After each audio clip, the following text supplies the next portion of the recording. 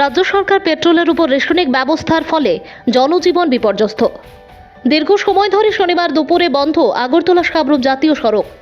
জানা যায়, বৃষ্টির ফলে আসামে ধস ভেঙে পড়ে জাতীয় সড়ক সহ রেল যোগাযোগ ব্যবস্থা মুখ থুবড়ে পড়েছে, যার ফলে রাজ্যে পৌঁছাতে পারছে না জ্বালানি তেলের ট্যাঙ্কার, যার ফলস্বরূপ রাজ্যে জ্বালানি তেলের সংকট দেখা দিয়েছে। রাজ্য সরকার গত কিছুদিন আগে জ্বালানি তেলের উপর রেশনিং ব্যবস্থা চালু করেছে।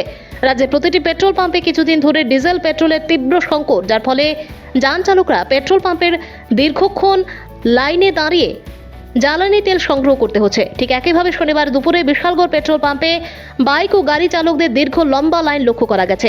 প্রখর রৌদ্রের তাপকে উপেক্ষা করে দীর্ঘক্ষণ লাইনে দাঁড়িয়ে চালকরা জ্বালানি তেল সংগ্রহ করছে। যান চালকদের লাইন এতটাই লম্বা ছিল যে পেট্রোল পাম্প ছাড়িয়ে রাস্তা পর্যন্ত চলে এসেছিল। রাস্তায় গাড়ি চালকদের লাইন থাকায় আগরতলা সাবরুম জাতীয় সড়কে দীর্ঘ সময় ধরে বন্ধ হয়ে পড়েছে গাড়ি চলাচল। জ্বালানি তেলের জন্য গাড়ি চালকদের লাইনের ভিড় সামাল দিতে বিশালগড়ের ট্রাফিক পুলিশ কর্মীরাও চেষ্টা চালিয়ে যাচ্ছে, কিন্তু কোনো কিছুতেই এই ভিড় সামাল দিতে পারছে না। যদিও দেখা গেছে পেট্রোল পাম্পে জ্বালানি তেলের সংকট থাকলেও বাইরের কালো বাজারি ভাবে জ্বালানি তেলের কোনো সংকট নেই, অথচ চড়া দামে বিক্রি হচ্ছে ডিজেল পেট্রোল। কিন্তু ডিজেল পেট্রোলে কালো বাজারে রুখতে এখনো পর্যন্ত প্রশাসন কোনো ব্যবস্থা গ্রহণ করছে না। দুপুরে শেষ খবর পাওয়া পর্যন্ত বিশালগড় পেট্রোল পাম্পে জ্বালানি তেল নিতে আসা লম্বা লাইনের ফলে আটকে পড়েছে আগরতলা সাবরুম জাতীয় সড়কের উভয় দিক থেকে আসা গাড়ি চলাচল ব্যবস্থা। অন্যদিকে চালকরা অভিযোগ করেন, পেট্রোল পাম্প থেকে রাতের অন্ধকারে বাঁকা পথে পেট্রোল বিক্রি করা হচ্ছে, যদিও পেট্রোল পাম্পের কর্তৃপক্ষ বিষয়টি অস্বীকার করেন। ভানুচন্দ্রের রিপোর্ট। তো কিসের বিল? তেল তো খুব কম হইতেছে আমাদের গুয়াহাটি।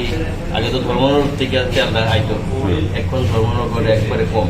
ওইখানে গুয়াহাটি পরে রেল লাইনের রাস্তা খারাপ, ওইখানে আবার শিলচরে এদিকে বৃষ্টি বা যার জন্য রেল রাস্তা খারাপ ভবনে গুয়াহাটি থেকে রেলে ওয়াগনে ধর্মনগর তেল আইতেছে। তাহলে গাড়িগুলি যাইতেছে গুয়াহাটি, ওইখান থেকে তেল আইতে অনেক সময় লাগে, 5-6 দিন সময় লাগে। খুব কষ্টভাবে একটা দুইটা গাড়ি পাস দেওয়া হয়। তাহলে এই গাড়িগুলি দুইটা বা তিনটা পাম্পে মিলিতভাবে তেলটা দেওয়া হয়।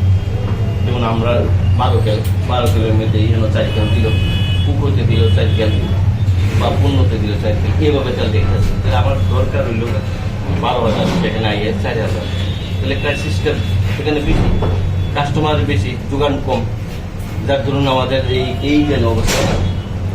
এখন মেইন সমস্যাটা তো রাস্তা, ওয়াগনে তো তেল আইতেছে না মনে করি, আর যে কয়েকটা গাড়ি গুয়াহাটি যাইতেছে সেটা আইতে অনেক সময় লাগতেছে। তার জন্য একটা বাইকে কতটুক তেল দেওয়া হইতেছে? 200 টাকা গভর্নমেন্ট রেট করে দিয়ে 200 টাকা, মানে রেশনিং যে ব্যবস্থাটা করছে এটা আমাদের এসডিএম সাহেব। মানে এখানে অনেক বাইকের চালক, গাড়ি চালকরা অভিযোগ করছে যে বিউসিতে নাকি ব্ল্যাকে এই সময়ে তেল দেওয়া হইতেছে। আদৌ কি ব্ল্যাকে কেমনে তেল দেওয়া? মানে দামি করে মানুষের রাতে তেল দেওয়া হইতেছে? একটা বাইক আটকে গেছে রাস্তার মধ্যে, সে বাইকটা আনতে পারতেছে না। আচ্ছা, তারপরে এই বোতল দেওয়া বন্ধ। বোতল থেকে যদি আমি আজকে 1 লিটার তেল দিই, আমার আরেকজনের প্রয়োজন নাই, সেও 1 লিটার তেল নিয়ে নিব।